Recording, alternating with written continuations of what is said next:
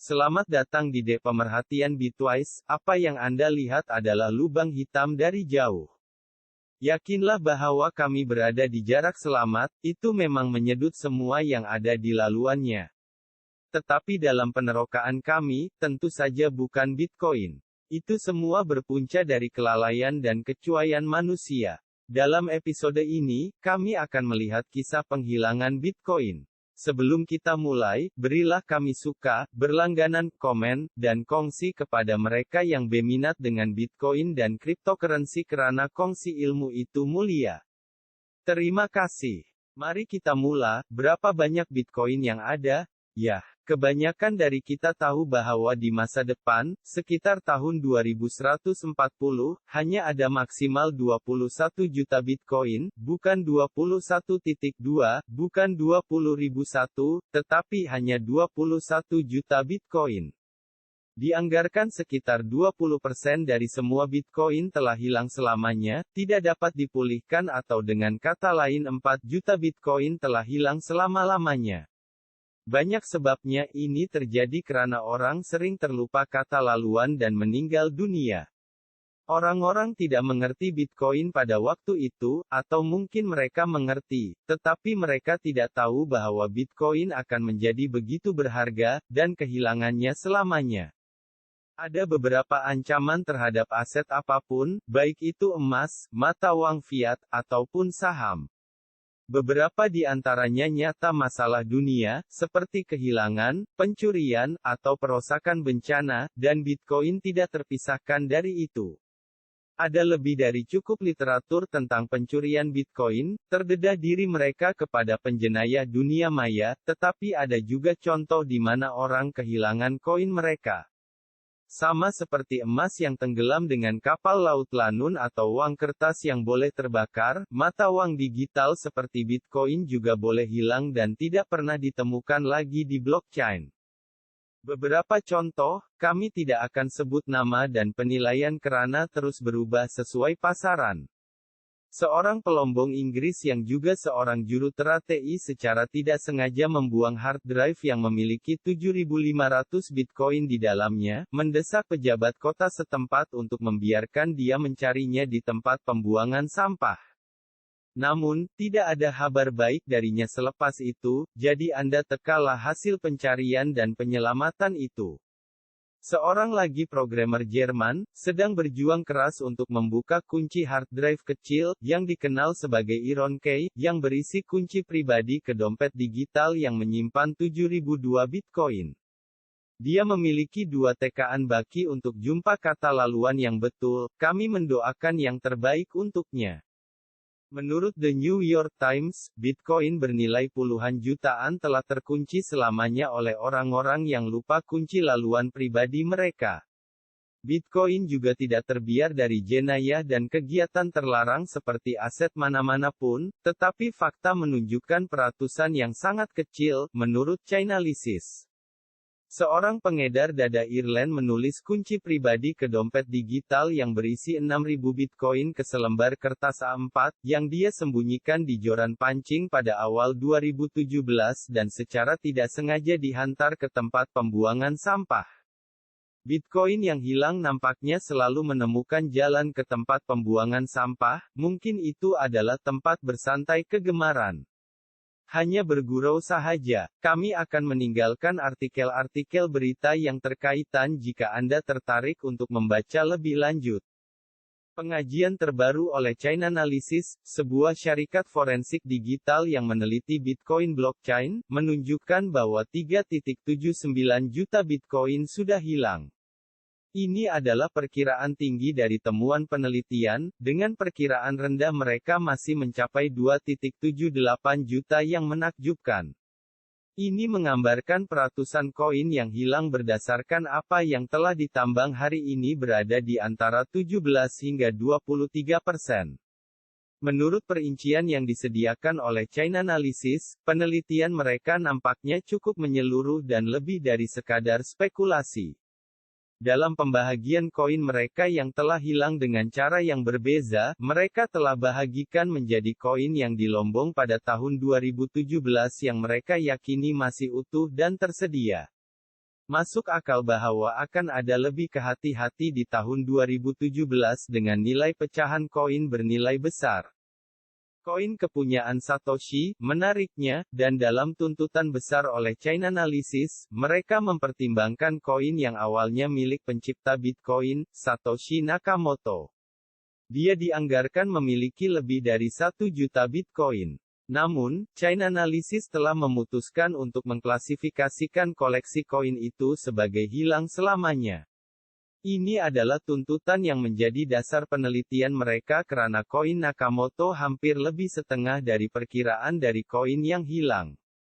Jika, suatu hari, Nakamoto bangun seperti raksasa yang sedang tidur dan mengembalikan koinnya, penelitian ini akan menjadi tidak penting dan pasar harus menghadapi lonjakan bekalan yang agak besar. Apakah itu penting? Bitcoin beroperasi dengan janji bekalan terbatas, koin yang hilang terutama mendekati 25%, jelas memainkan peranan besar dalam pasaran. Bekalan dan permintaan akan sangat miring jika koin yang dilombong tidak mencerminkan pasaran. Namun, koin yang hilang ini benar-benar berarti bahwa Bitcoin lebih terhad daripada tahu umum, itu pertanyaan yang sangat kompleks.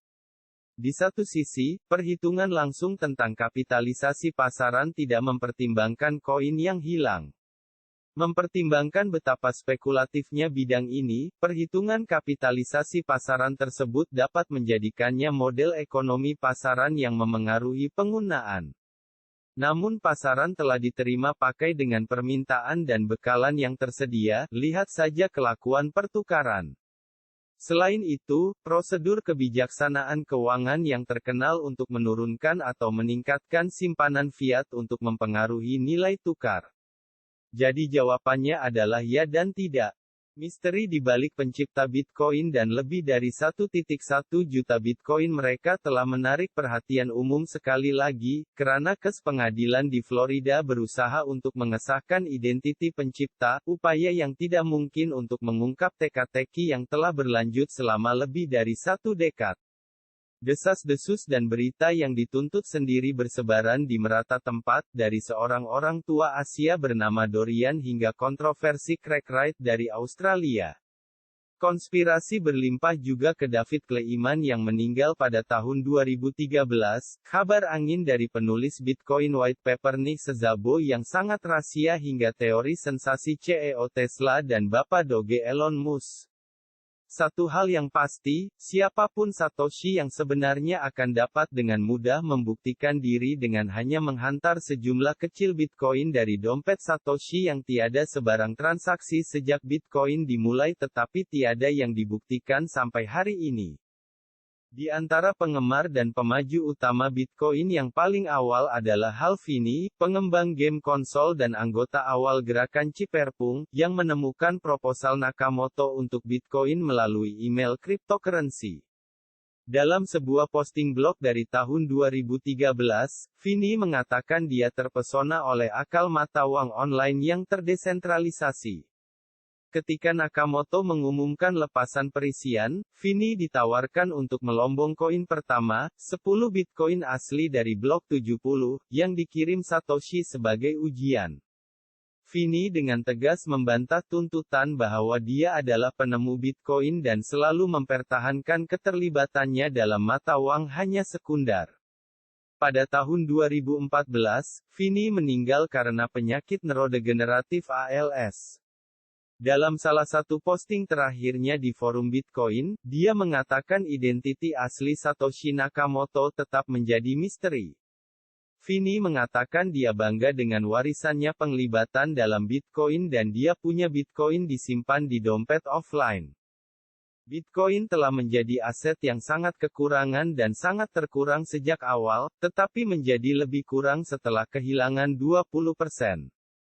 Katakanlah 17 juta sisanya dibahagikan secara merata dengan populasi dunia kita saat ini selama 7,9 bilion. Itu hanya sekitar 0,0022 Bitcoin seorang, itu lebih berat daripada emas pada kadar 0,022 kek atau 7,7 ons seorang, yaitu 10 kali lebih terhad. Saya harap ini membantu Anda menempatkan ini dalam perspektif dan pandangan yang lebih luas tentang kekurangan Bitcoin. Saya harap Anda mendapat nilai sambil bersenang-senang mempelajari beberapa fakta yang seronok. Jika video ini bermanfaat, kongsilah dengan teman atau keluarga Anda. Tolong sokong kami dengan bagi suka karena itu membantu algoritma YouTube.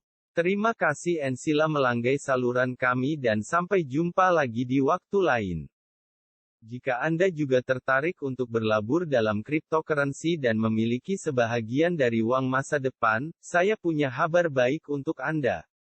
Yang perlu Anda lakukan hanyalah muat turun aplikasi Luno. Luno adalah pertukaran mata uang kripto pertama yang mendapatkan lesen dan urus selia di Malaysia oleh Suruhanjaya Commission, jadi Anda selamat menggunakannya. Setelah Anda muat turun, buka bahagian hadiah dan masuk kode hadiah unik ini NUB8XT. Setelah Anda melakukannya, Anda dapat deposit dan membeli cryptocurrency. Beli minimal Rp250 cryptocurrency apapun, dan Anda akan menerima hadiah Bitcoin Rp25. Pastikan untuk memasukkan kode sebelum melakukan deposit dan pembelian. Saya akan meninggalkan tautan juga di deskripsi di bawah ini. Sekali lagi, penafian singkat bahwa tidak ada dalam video ini yang merupakan nasihat keuangan. Anda bertanggung jawab atas pilihan keuangan Anda sendiri.